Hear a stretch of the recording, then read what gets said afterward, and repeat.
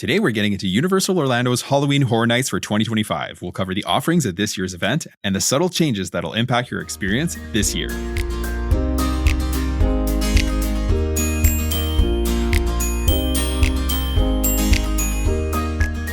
Hello and welcome to the Let's Go to Disney podcast. I'm Oliver. And I'm Lucy. Today is Sunday, August 24th, and you're listening to episode 102, Halloween Horror Nights for 2025. Before we get into today's main topic, here's what's going on in the parks right now. There was a ton of news this week across all of the parks on both coasts, so let's get into it. We finally got a look at the inside of the Beacon Barrel as previews have been underway this week leading up to the official opening, which is on August 29th. The inside of the tavern is so well themed. It's kind of hard to put into words, but if you've been inside, Trader Sam's over at the Polynesian or Oga's Cantina at Hollywood Studios, you know exactly what we mean. Okay, so everything is themed, like the walls and like everything on the walls, right? The back of the bar looks amazing. It's like made to look like the inside of a pirate ship, and the ceiling with exposed beams and melted candles everywhere, spiderwebs, pirate props, like artifacts. Yeah, just the whole thing looks awesome. We also got to look at the animatronic Rummy, which is the green parrot, which also looks great. We've seen clips of it on social media, and he's like, he'll say things like, drink up me hearties, and then they're all like, yo ho, like the cast members. Catchphrase, and the cast members are playing along with it. Yeah, totally. So yeah, it looks like a ton of fun. It'll be a lot of fun in there, I think. Yeah. And then the main dining area is named The Mess. And then to the left of the main bar is the Map Maker's room. And the entrance for that room was it's made to look like it was a giant cannonball, right? That made a huge hole in the wall. And then the cannonballs are embedded in the far wall. Just go check out some of the clips from it. If you don't want spoilers, we understand that too. Yes. But yeah, the whole thing just looks really cool. And we can't wait to see what it looks like in person. Agreed. And we finally have an opening date for Zootopia Better Zoogether at Animal Kingdom. So the brand new 4D show is going to open on November 7th. This show replaces It's Tough to Be a Bug in the Tree of Life Theater on Discovery Island. So the show takes you through the different biomes that Judy Hopps sees on her train ride to Zootopia in the original movie. It'll feature characters you know and love from the film, like obviously Judy Hopps and Nick Wilde, as well as new characters such as Heidi Howler, who is the wolf that's going to be hosting the show. The show's story will feature ice skating in Tundra Town, synchronized swimming in Marsh Market, and mouse drone shows in Little Rodentia. And of course, there's going to be a big finale from Gazelle. Shakira is actually reprising her role for that, and then Jason Bateman and Jennifer Goodwin are also lending their voices once more to Judy Hopps and Nick Wilde, exclusively for the show, which is awesome. Disney said they will announce cast member, annual pass holder, and DVC member previews leading up to the opening, which is pretty usual for this type of thing, and we're really looking forward to that as well. Yes, we will definitely be checking that out the next time we are in Animal Kingdom. Guaranteed, yep. We also got a look at the new ride vehicles coming to Buzz Lightyear Space Ranger Spin when it reopens in 2026. The vehicle looks absolutely great. This has definitely been a very nice upgrade. They have a Buzz Lightyear theme, so think white, purple, and lime green. And we also got a closer look at the handheld blasters and the interactive targets. It all looks really, really good, and we think this is going to bring Space Ranger Spin more on par with that Toy Story Mania level. Yeah. Because the targets on there are really awesome in the Toy Story. Sure. So I think this is just going to bring it one up, and it's going to be really fun. Yeah. We also got a bit of details from Big Thunder Mountain Railroad, and that's the refurb that's going on over in Magic Kingdom. The ride is getting an exterior update to match the Piston Peak Cars land that's going to be right next to it when that land opens as well. It's going to have a brand new track, lighting, and effects. Disney shared some concept art of the quote-unquote new magic that they previously teased, and the cavern scene is going to feature phosphorescent pools and iridescent stalagmites, which are going to be on the floor, and stalactites, which are going to be on the ceiling. They also said that these will be beautiful, but may not be as friendly as they appear. We're really looking forward to having this attraction back in the lineup of Magic Kingdom coasters because, for the longest time, Tiana wasn't open. And now it's Big Thunder. So it'll just be nice when everything's back up and running. When you can spend a little bit of time over on that side of the park and have a few rides to, ride. It's going to be a lot of fun. Yeah. And there's going to have the walls there for Cars Land for forever. But anyways, yeah. But one day it'll all be open and all will be completed. Until they start the next thing. Yeah, exactly. Yeah. Disney also dropped a closer look at the Muppets re-theme coming to Rock and Roller Coaster. Disney announced that the reimagined ride will showcase the talents of Electric Mayhem, which features Animal, Dr. Teeth, and the rest of the crew. The animatronics will take over the space where Aerosmith greeted you in that pre-show beforehand, and then the G-Force Records remains, and you're going to get a VIP tour of the Rock Studio. The giant guitar outside of the attraction is also getting a refresh. We got to look at that as well. And it's getting a fresh paint job and then some vibrant lighting. We really like the look of this. This is a fun refresh. It's fun. Good. Yep. And then the inside of the ride is going to feature the original twist. So it's essentially staying the exact same just with a Muppets refresh. Yep, exactly. Yep. And then Disney also shared details on the updates coming to Millennium Falcon Smuggler's Run, and that's going to be happening in 2026. For the first time, guests are actually going to be able to choose their own destinations, and it'll be up to the engineer, which might finally add a little bit of spice to the people that are at the back of the attraction. If you know, you know. Yeah, for sure. Because honestly, I'm sure people have said that before on Disney comments or whatever, or, you know, feedback. That ride sucks if you're an engineer. Yeah. Well, it's not even that. I think what happens is like if you're a party of 4 and then you're a party of 2, right? If you're the party of 2, you don't know the other 4, you're stuck at the back, you're the engineers. So it's just maybe make it a little bit more fun for those people. Agreed. Yeah. Over on the West Coast, beginning on January 5th, 2026, Disneyland Resort is dropping its early entry benefit for resort hotel guests. Okay, so the early entry benefit will be replaced by 1 Lightning Lane entry to 1 Lightning Lane multi-pass attraction during your entire resort stay. This means that the 30 minutes of early entry that's currently in existence, right, is being replaced by 1 single multi-pass, for the duration of your stay, regardless of the length of your stay. And this won't include attractions that are Lightning Lane single passes, which in Disneyland is Rise of the Resistance and Radiator Springs Racers over in DCA. From now until January 4th, 2026, so Disney Resort Hotel guests will continue to have early entry benefits at Disneyland Park on Tuesdays, Thursdays, and Saturdays, and Disney California Adventure on Mondays, Wednesdays, Fridays, and Sundays. Reminder that unlike Walt Disney World, early entry alternates between the 2 parks at Disneyland, right? So early entry allows guests to enter the park offering it for that day, 30 minutes before official opening. So this is a step back in our opinion, Agreed. Right? It's a huge loss for Disney Resort Hotel guests over there in Disneyland. We hope that this is not an indicator of things to come into Walt Disney World, because I think there would be like a revolution. We're starting a revolution. Oh, I can't imagine. That would really change our strategy. I know that. And a lot of other people's strategies that do similar to us. So I really hope that, Disney's going to realize that this is a misstep and that people are going to speak up enough and they're going to walk this back in time. Yeah. But, and we were hoping to plan a Disneyland trip in the near future as well. So this is a little bit we were going to either stay at Disneyland Resort or Pixar Place. Still go to Disneyland in the near future. And we'll probably still stay at one of those resorts. Yeah. But it's definitely a blow in my opinion. Agreed. Time will tell on that front. Yeah. And then to contrast that, we actually got some great news coming out of Epic Universe at Universal Orlando. So Harry Potter and the Battle of the Ministry and Minecart Madness have been added to Universal Express Pass. So both of these attractions, especially Battle of the Ministry, have had really long average wait times throughout the day. We're talking like 120 minutes or more consistently. If you're spending the hundreds of dollars for Express Passes at Epic, if not into the thousands, if you're, a larger family, this is going to give you back a lot of time in your day, for one. Plus, it adds immediate value to your purchase. We personally are going to be doing Express Passes for our 2 Epic days coming up in November, so we're thrilled with this news. This only leaves Dragon Racers Rally as the attraction not included in Universal Express for Epic. And that's not bad at all. Not too bad at all. That's probably going to be the one we do first thing in the morning. Yep. And then go on from there. Yeah, I don't actually think it opens with early entries. There you go. Battle of the Ministry. Or are you talking about Minecart? I was talking about, no, I'm actually talking about the only one that's not. Oh, and How to Train Your Dragon. No, it actually doesn't open for early entry. So we'll probably head for Super Nintendo World. But we got some time to figure that out. Yeah. And then D23 is this upcoming weekend. We'll be on pins and needles watching all the news coming out of Walt Disney World this weekend. And next week's episode is more than likely going to be centered on that. Oh, I think so. Yeah, there's going to be so much news. There always is. So it's going to be exciting. Exactly. So for us, the kids are back from their Yukon trip. We picked up the kids and my mom from the airport on Friday.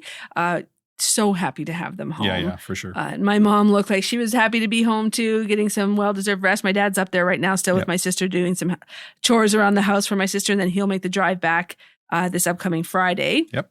This week is going to be actually pretty low-key for us. It's the last week of summer holidays before the kids go back to school. So we're trying to get them back into that school routine because they've just been on a 3-week vacation. Mm-hmm. So they're getting used to it. I think they're happy to be home too, though. For sure. Oliver's actually off with them all of this coming week. So that'll be really nice. And I'm going to work nice and early so that I can get home nice and early for the rest of the week. And we know we have a lot of US listeners who will be like, what? Your kids are not in school yet? Yes. We always start our school a couple of weeks later than a lot of the schools in the United States. And actually some schools in Canada will start a week earlier. Like our niece who lives up in Yukon, she starts school tomorrow, Monday. Yeah. But yeah, the kids don't normally start until actually the first week of September. It's always usually after the first Tuesday after the Labor Day weekend. And it goes all the way until the last week of June, basically. But having said that, we got all of our kids' school supplies. Everything is labeled, ready to go. And we're hoping we'll be able to drop it off at their classrooms at some point this week so that the kids know which classrooms they're going to be in and who their teacher is. Yep, exactly. And, there's no camp and no school. So I'm off with the kids. And yeah, it's going to be pretty relaxed, right? We might do a few activities around the city, but nothing major. Yeah. And with that said, let's get into today's main topic, which is this year's Halloween Horror Nights at Universal Orlando Resort. So what is Halloween Horror Nights? Well, to compare it to the other hard-ticketed Halloween event in Orlando theme parks, it's not at all like Mickey's Not So Scary Halloween Party. Okay, so HHN's target audience is definitely more teenagers and adults. And Universal is pretty clear with this because they actually recommend that children under the age of 13 don't attend. Now, it's worth noting that they don't prevent those younger people, like 13 or under, to attend the party. So you can bring your kids if they're younger than 13 if you wanted to do that, right? But based on our personal experience, we would not recommend that, like, at all. HHN is no joke. The light and fun vibes that you get at Mickey's Not So Scary are not replicated here, like, in the slightest. Yeah, definitely not. This definitely has mature themings, scare zones, haunted houses, shows. They're all, in our opinion, unsuitable for young kids. Now, each parent and family is different, so we're not here to judge anyone, but we will say that Caleb and Sophia are 10 and 7, and there's absolutely no chance we'd be taking them here for many, many years to come. I think we even said we would want maybe Sophia to be 16 at the earliest. Yeah, and that would make Caleb 18, 19. And even then, it's just, it's a lot going on there. That's just a personal decision for us, but we know many parents will probably likely echo this sentiment. But we will say that if you wouldn't let your kids watch the movies represented in these houses, it's definitely a good bet that you're not going to want them walking around these houses and being in that environment until they're a little bit older. No, exactly. I agree with that 100%. But like Lucy said, right, we're not here to judge. We did see some kids definitely younger than 13 when we were there last year. And for the most part, they seem to be doing just fine, right? So like we always say, use your best judgment here. You know your kids best and what they can handle. Another key difference between HHN and Mickey's Not So Scary is that the event is pretty different year over year, right? So the overall structure is the same, meaning, you have the haunted houses, the scare zones, the main show and the snacks and whatnot. But the overall theming changes, and then the houses and the scare zones also change.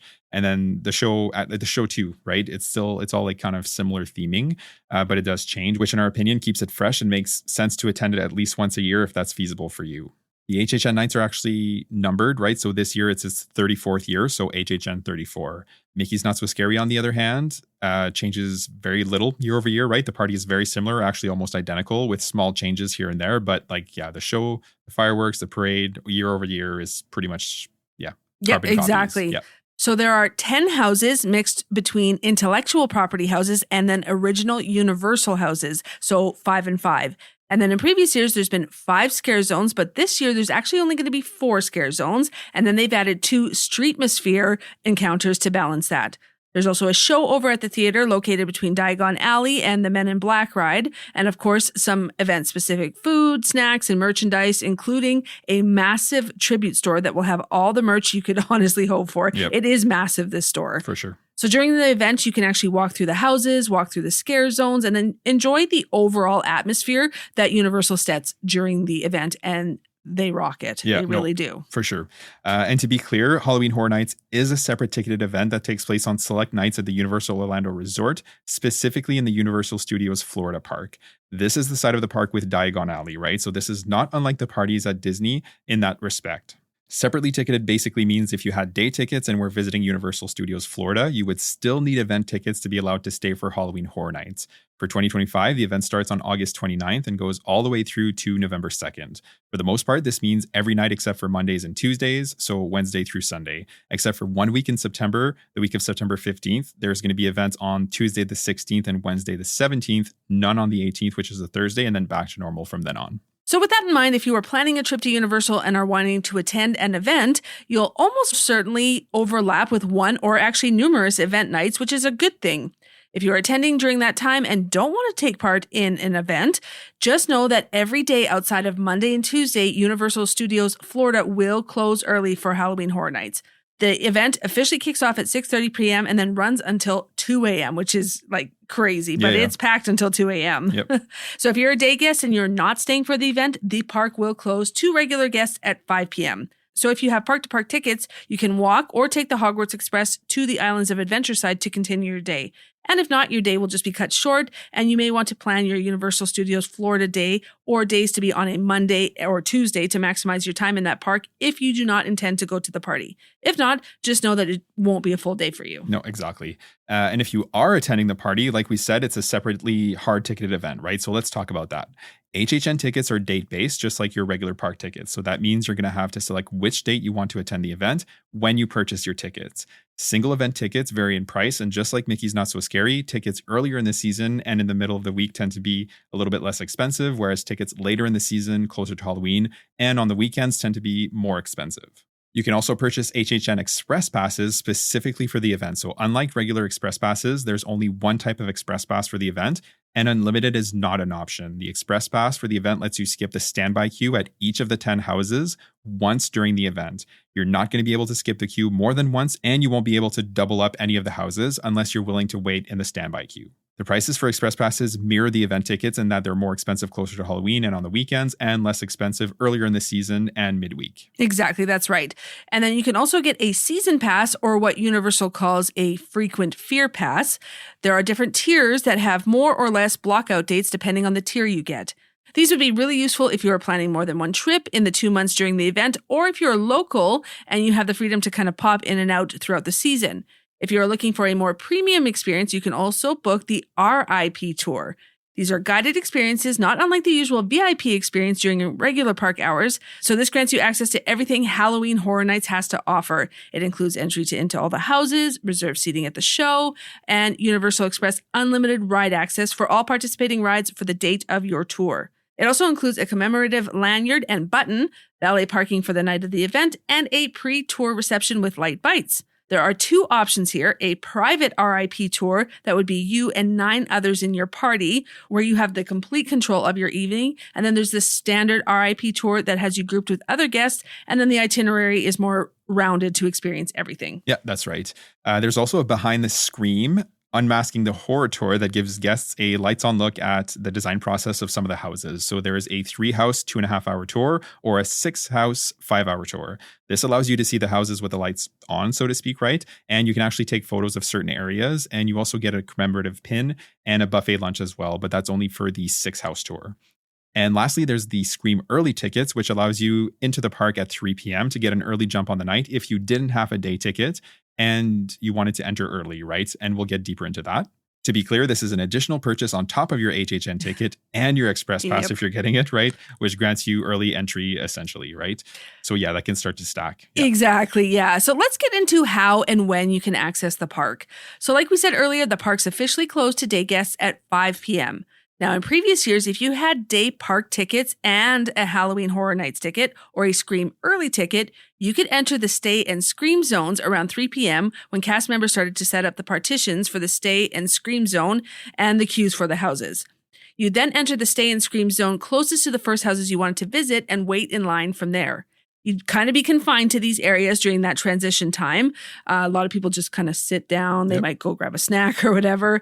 This year, Universal has changed its process for guests with Scream Early tickets or day tickets, and they are actually introducing a wristband system. Again, not unlike what Disney does with Mickey's Not So Scary Halloween Party or Mickey's Very Merry Christmas Party. Yeah, exactly. This year, guests with HHN tickets and a day ticket or Scream Early tickets will be able to check in for a stay and scream beginning at 3 p.m. When you check in, you're going to be given a wristband identifying you as an event guest. Now, instead of being confined to the stay and scream zones, you're going to be able to roam the park freely, right? So you can ride some attractions, grab some snacks, check out the merchandise at the tribute store, and even snoop around the offerings like the scare zones before they're officially opened. The wristband pickup locations will be at Lombard Seafood Grill, Illuminations Minion Cafe, and Illuminations Minion Blast. Then beginning at 4 p.m., you're going to be able to start queuing at the select houses that will open first, which are usually the most popular. In previous years, these houses typically opened somewhere between 5:15 and 5:30 p.m. That's right. And then if you play your cards right and you are in line for the houses fairly early, it's actually feasible that you could do a couple of the houses before the park opens to the rest of the guests that didn't have day tickets or the stay and scream tickets. Now, a couple of things here.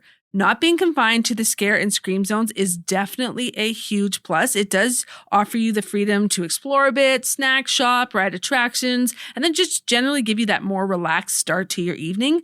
But if you enter the queue for the houses at 4 p.m. when they open, your experience from then and out will be pretty similar to what it has been in previous years. So it will definitely be a nice and welcome change. We think that if you're entering those queues as soon as you can or shortly after, the overall start to the evening, all things considered, will definitely have a pretty similar experience. Agreed with that. Yep. But if you're not a day guest and you don't have Scream early tickets, you will be officially able to enter the park at 6:30 p.m., though in practice, you'll probably be led into the park around like 6:15 or maybe even a little earlier. Yeah, exactly. Guests are going to start to line up to enter the park for this event an hour or more before 6:30 p.m. So you're going to want to arrive early. That's just best practice for sure. If you are a resort guest, there's a dedicated entrance and security checkpoint for you. So make sure you take advantage of that because it'll be for sure less crowded than the main entrance. The main entrance is probably going to be lots of locals and stuff like that. Yeah, totally. One thing we should mention is that if you're there during the day and wondering if any of the really scary and gory props and like the decorations are out in general, right? They're not. Okay, so you can see some of the less scary and gruesome event sets and decorations, but the really scary stuff is covered with tarps and blankets. So, if you have your kids, your young kids Yep. with you, you don't have to worry about that. And for the most part, right, the houses are actually behind the scenes, so you won't see them as a day guest at all, right? And with that, let's get into the offerings for this year, and then we'll get into some of the strategies to maximize your time in the park for the event.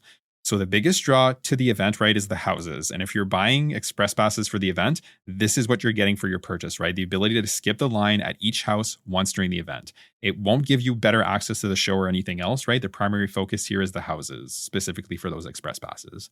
So what are the houses for this year? Like we said, there's 5 that are themed to existing IP and 5 that are original theming created for the event by the Universal team. So first up, you have Five Nights at Freddy's, and here's the description given by Universal. So can you survive 5 nights at Freddy's? Get ready for the night watch at a creepy abandoned pizzeria where nothing is what it seems and possessed animatronics are lurking.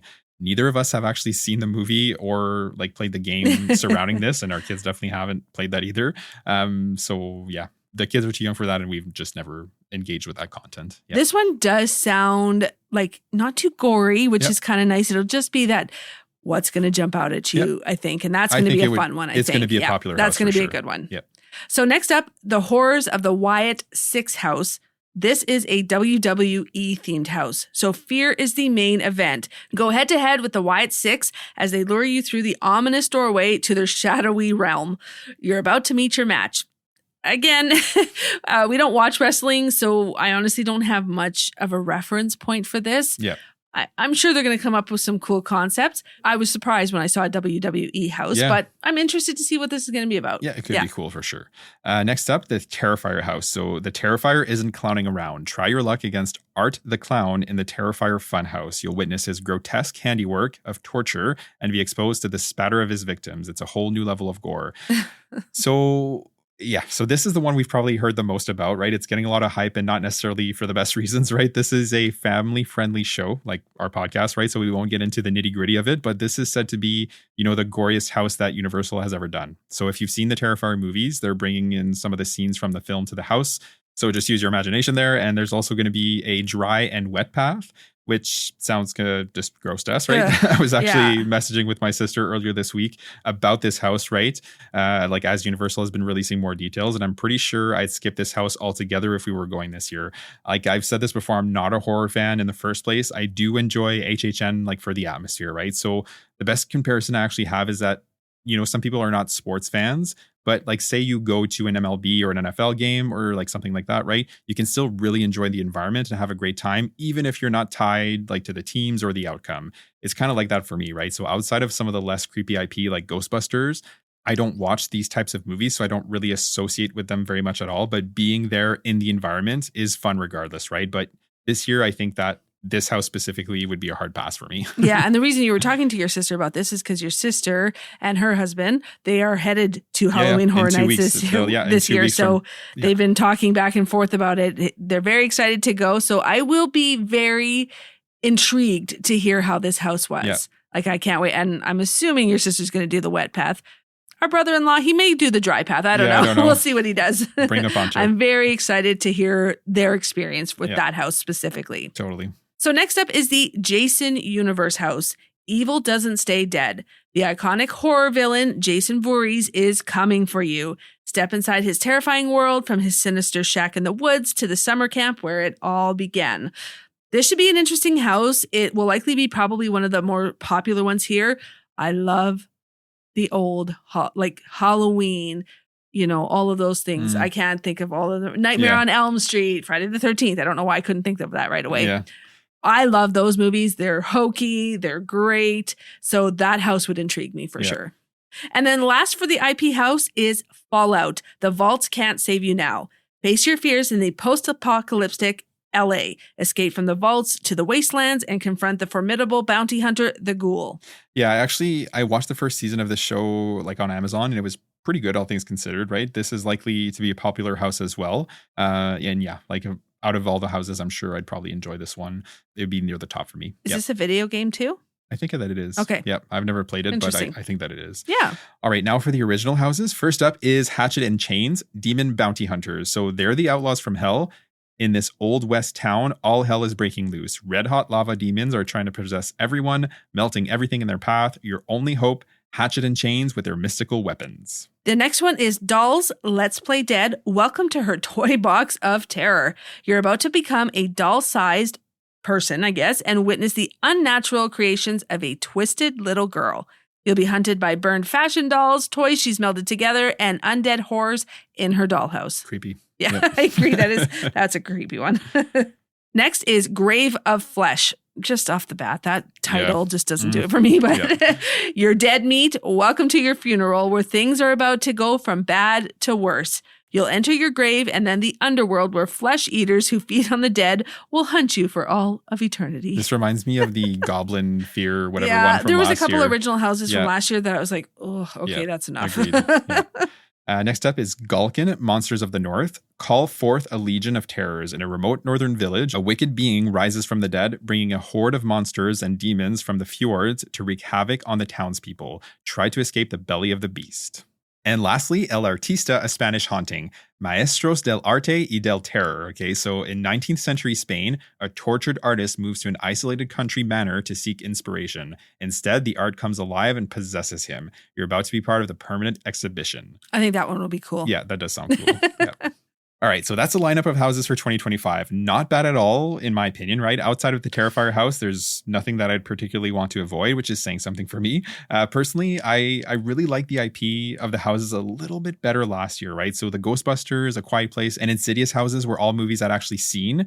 And like the houses were really well done, but not overly gory or anything, which was nice. That's actually like the good thing about HHN as a whole, right? Like we said earlier, the houses change year over year. So if you're not a huge fan of certain houses, they'll be completely different the next year. So they're always keeping it fresh. I do think that the Fallout and Jason Universe, like Lucy was saying, and the Five Nights at Freddy's houses are going to be pretty popular, and they're going to generate some pretty long wait times kind of throughout the night. Absolutely.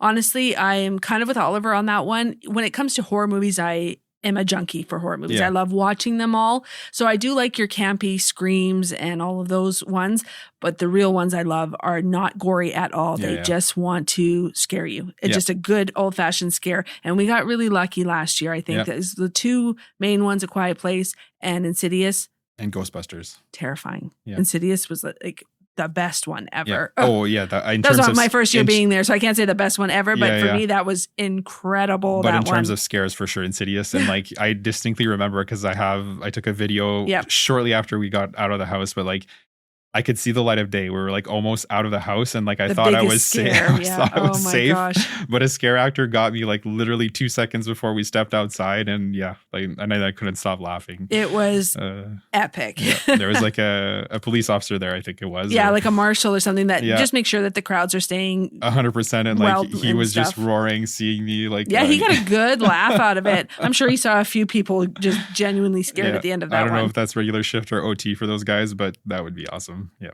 absolutely. So it's not just about the houses though, right? You're also going to have the scare zone spread throughout the park. So you're going to be able to walk through and take in as you make your way through the parks and enjoying the houses and the snacks and the drinks during the evening.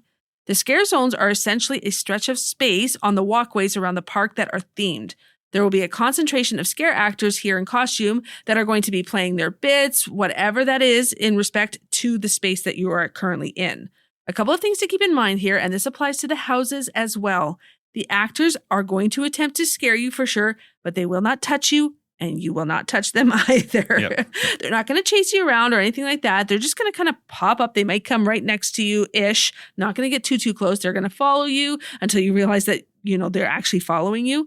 It's enough to get a jump out of even the calmest folks. We will say, though, that the scare actors are obviously just regular people, right? So, and they're pretty perceptive. If you're not into that part at all or just want to walk straight through, stick to the middle. Power to the other side. We promise you'll be fine. They will leave you alone for the most part. They might make quick eye contact with you and then they might feel your vibe and be like, never mind. Yeah, no, exactly. And, I did pretty well last year, but yeah, same thing. Like if they get the sense that you just kind of speed walk through to get to the other side, they're pretty good about it. And that's the thing. And if you remember, they're not going to touch you ever. Yeah. Just have fun with it because it is kind of fun. Like it's just fun. And they're really good actors. All of these. Yeah. Crew, crew that works there, I'm very impressed with them. It's very cool. No, they do a really good job. All right, so with that, let's get into the scare zone. So the first one you're going to encounter when you're kind of near the front of the park is the Origins of Horror. So enter a decaying conservatory of twisted vines where artists carve tributes to Halloween Horror Nights 34. You'll encounter monstrous crows, gargoyles, and more. That sounds pretty cool. And yeah, so the entrance, I've seen a photo of the kind of the scaffolding that has like you know what I'm talking about. Yeah, like where you first walk through. Yeah, exactly. And yeah, you can see gargoyles there and some vines and stuff. That would be very cool. Yeah, the theming is starting to come together over there, which is pretty cool. So exciting. Yep. The second scare zone will be Masquerade Dance with Death. You're invited to a masquerade ball where bloodthirsty vampires lurk behind ornate disguises. When their masks fall, you'll become their prey. Ooh, that's a good one. That's one where they'll probably be eyeing you up a little bit and then come closer. Yeah. So just expect that. 100%. Yeah. The third scare zone is the Cat Lady of Crooked Lane. Travel down a spooky winded path to a mysterious home where trick-or-treaters are transformed into feral felines. Be careful or you'll be next. I hate cats. I do too. So yeah. I apologize if you're a cat person. And then last but not least, Mutations Toxic 20s. In a bustling 1920s neighborhood, a BuzzCon truck with radioactive cargo crashes into a mobster getaway car, sending the city into toxic pandemonium. It mutates everybody in its path, including you. All right. Sounds great. There's also the stage show, right? So again, this is in the theater tucked in between Diagon Alley and the Men in Black attraction. Last year, the show was Nightmare Fuel Nocturnal Circus, and this year it's named Nightmare Fuel Circus of Decay. So it's described as this once vibrant circus has festered into an unending nightmare. It's a sinister spectacle of pyro, aerialists, and illusions. It's going to have 4 show times, so at 8 p.m., 9:30 p.m., 11 p.m., and 12:30 a.m. So this is something you kind of need to plan ahead and figure out when you'd like to watch it. On average, the middle shows are the most crowded, although they're really all crowded, right? So last year we saw the 8 p.m. show, and it seemed to work really well for us. We did a few houses, grabbed a couple of snacks in the first couple of hours of the event. And then we got in line for the show right around 7:30. We had really good seats kind of in the middle and midway up, right? We'd suggest getting there at least 30 minutes before showtime, if not even a touch earlier. And then for the 9:30 and 11 p.m. shows and the 12:30 a.m. show, that would be the same thing because, the theater definitely does fill up. Oh, it was packed for sure when we went at 8 p.m. That's for sure. Yep. So this show is loud, high tempo, and spicy. Yeah, for sure. This is definitely not for kids, and honestly, none of the evening is. Like we said earlier, there's aerialists, acrobatics, pyrotechnics, loud music, and scantily clad actors. We're talking shirtless, glossy dudes, think Magic Mike, and then women with sexy outfits, think Pussycat Dolls. I don't know. So let's call a spade a spade. It is what it is. It is a lot of fun. It's it's very spicy, like we said. The show will be different this year, but the overall theming will be pretty similar. It was really entertaining. Honestly, I thoroughly enjoyed every moment of that show. It is definitely worth your time. Just don't bring your children. There's a second show this year as well, a lagoon show named Haunt-O-Phonic, A Ghoulish Journey. It's described as a ghost story is rising from its watery grave to haunt the Universal Studios lagoon, featuring towering water screens and eerie music. It'll incorporate a special score and projections of the fountains on the lagoon. So that's likely going to be very cool, and we would definitely recommend checking this one out as well. This is something they did in previous years, but it actually hasn't been around since Halloween Horror Night 31 back in 2022. So it's really nice to see this back again. Yeah, agreed 100%. Like I'm thinking, very luminous vibes, right? So Totally. like water Yes. shoots up and then there's projections on it with like, scenes and the Yes. music and everything. So yeah, Just it should be pretty cool. Disney versus scary. Yeah, exactly. And then you're going to have 2 new street experiences, right? Like we were mentioning earlier. So these will be Mel's Die-In Zombies and Club Horror. So brave all new street experiences that take the horror to new heights, featuring zombie car hops, undead DJs, and more. So yeah, that should be pretty cool.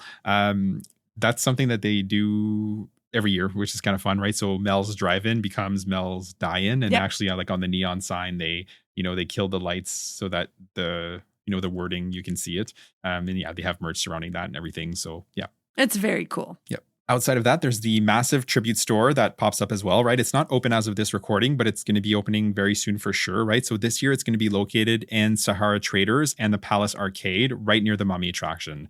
Historically, the shop is laid out in kind of like a maze that moves from one like area to another, and then each section of the store is themed to the various houses and scare zones offered for that year.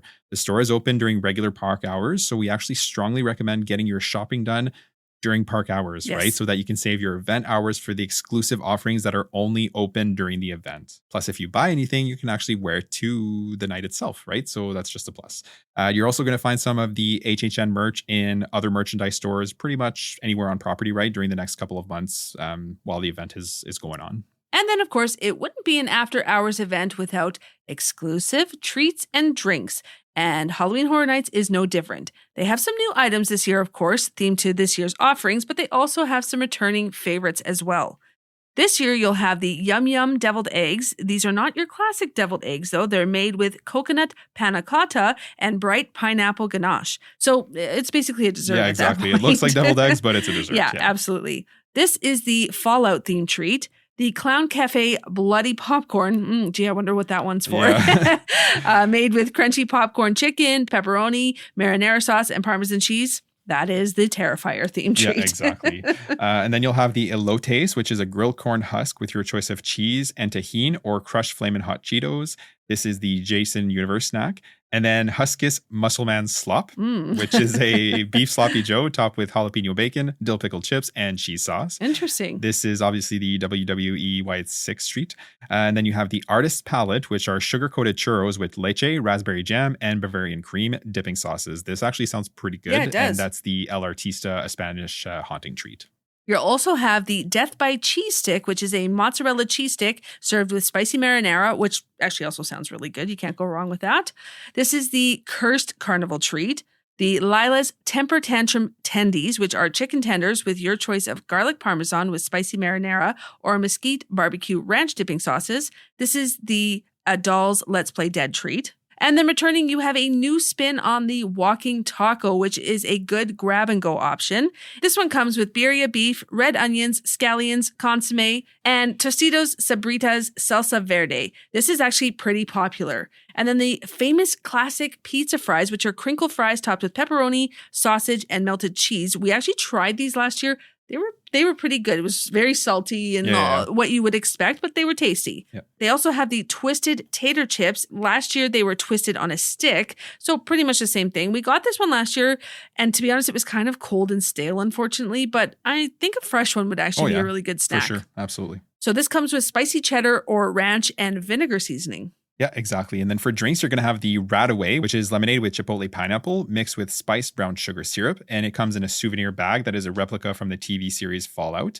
And then the Starry Night Spritz with Grand Gala orange liqueur, cranberry juice, and Prosecco with a rosemary sprig on top. The Crystal Lake Coffee made with whiskey, creme de cacao liqueur, cold brew concentrate, and toasted marshmallow syrup. That would actually probably be pretty good. Kind of keep you going throughout the night.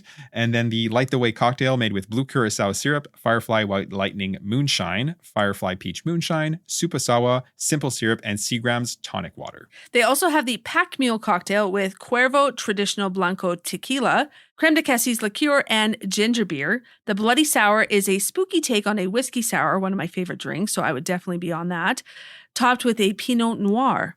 The spicy Jacorita with pumpkin puree, reposado tequila, chile liqueur, and lime juice, and then finished with some tahini seasoning rim. And last but not least, the Witch's Brew, which is a foggy French 75 made with Prosecco and elderflower notes and served over dry ice. Yeah, exactly. It's Very like smoking. pretty. Yeah, it should be pretty fun.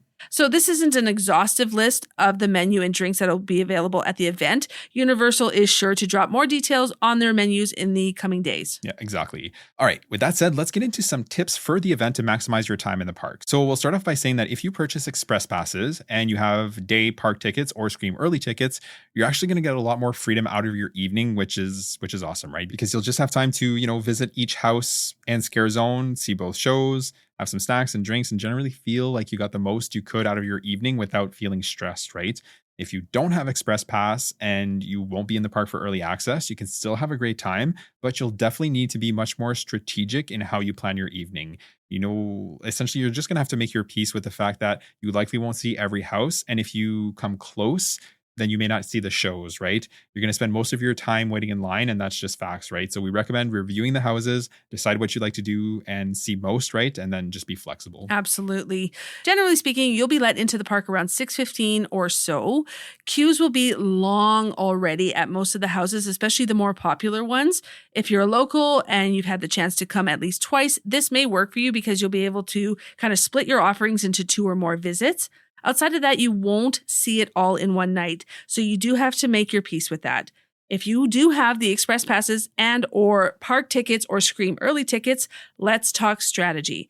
So if you're entering the line for the first houses at 4 p.m., it's like previous years, you'll be let into the first house around 5:15, if not even a little bit earlier. And as soon as you're out of your first house, definitely go and queue for the second one. It'll have a longer line for sure because everyone who's queued for that one initially will still be going through, but it'll still be lower than later in the evening when everyone has entered the park. You could do 2 houses, maybe even get in line for your third before the park opens for the rest of the guests. Plus, if you have express passes, you'll be able to walk through them a second time since you'll have entered the standby queue for your first walkthrough. Yeah, exactly. And then conversely, and we kind of wish we did this last year, you can use the first couple of hours to walk around, have a few snacks, relax a little bit, and start using your express passes when the houses start to open. That way, you're not spending the first hour and a half to 2 hours just kind of waiting in line anyways, right? After that, whichever way you played it, right? So whether you kind of waited in line or didn't, once the park is open for everyone, you can start using your express passes for the houses that you haven't visited yet. We recommend seeing the early show because it won't be as busy as the later shows, and you can grab a snack while you're waiting to take your seat. If you were efficient with your first couple of hours, you're likely going to get a few houses done in that time. When you come out of the show, you can continue hitting the houses and walking through the scare zones as you kind of make your way around the park. Yep, and then later you can catch the Lagoon show, and it just makes the later portion of your evening a little bit more pleasant because you've already gotten a lot done out of all the offerings earlier in the day. This worked for us because it had been a long day already, and when midnight rolled around, we were pretty tired. So at that point, we were just kind of walking around, enjoying the atmosphere, and our last couple of hours was just a good way to close out the evening. Yeah, exactly. It's kind of funny because I felt less pressure at this event than we normally do at the Magic Kingdom parties, right? And it's not because there's less to do. I'd say there actually might even be more to do at HHN, but I guess the express passes just made the night feel a lot more relaxed, right? Yes, I agree. If you have only one night for HHN and this is kind of a one and done, so you're not sure if you're going to come back for other events in like later years, I'd say it's definitely worth splurging for the express passes and the Scream Early tickets or day tickets, right? If you were already in the parks for that day. And we've said this before, but it's a really great event. You can appreciate the planning, effort, and execution that goes into it. The houses are really well done for the most part, some better than others, like all things. And the scare zones are so well decorated, and the scare actors do a phenomenal job. They are really talented. There's a ton of exclusive food and snack options available through the evening, and the show is absolutely excellent. And I think it's about 30 minutes long or so. Right. Yep. Definitely worth checking out. It's a lot edgier than the shows you're going to see at Disney. I could not imagine that a kind of show like that at Disney. No. Yeah. But honestly, the people that are in the show are super talented there as well. The cast does just a phenomenal job. Pure talent. Yeah, agreed 100%. And, we went last year and we aren't going this year, but would we do it again? The answer is yes, absolutely, right? We will say that we don't feel like we would need to go more than once a year, right? Especially if you can get everything done in one night. I don't feel like I would need to go like over and over during the course of a season, right? Of a season, yes. Yeah, exactly. One and done for sure for the sure, season. like for a year, right? Yeah. And that's just a personal choice for me, right? We know some people buy their frequent fear passes and they're there all the time. Again, a big pro for the event is that the houses and scare zones get refreshed every year. So yeah, we definitely get why people would want to go like every year and kind of again and again. Yeah. For me specifically, I've said this a lot, but I'm not really a big scary movie guy. Like at all, right? And I didn't expect to have as much fun as I did at HHN, right? The event is really well done, and I can appreciate the effort and the thought and just like the overall planning that goes into it, right? Even if it's not really my thing. So I'd say if you're on the fence, give it a try and you might actually really enjoy yourself. Yeah, absolutely. And for me, like I said before, I truly love horror and scary movies. I try to convince Oliver to watch certain movies sometimes I succeed, sometimes not so much. So then I just watch them without him late at night and then I scare myself. But I like that.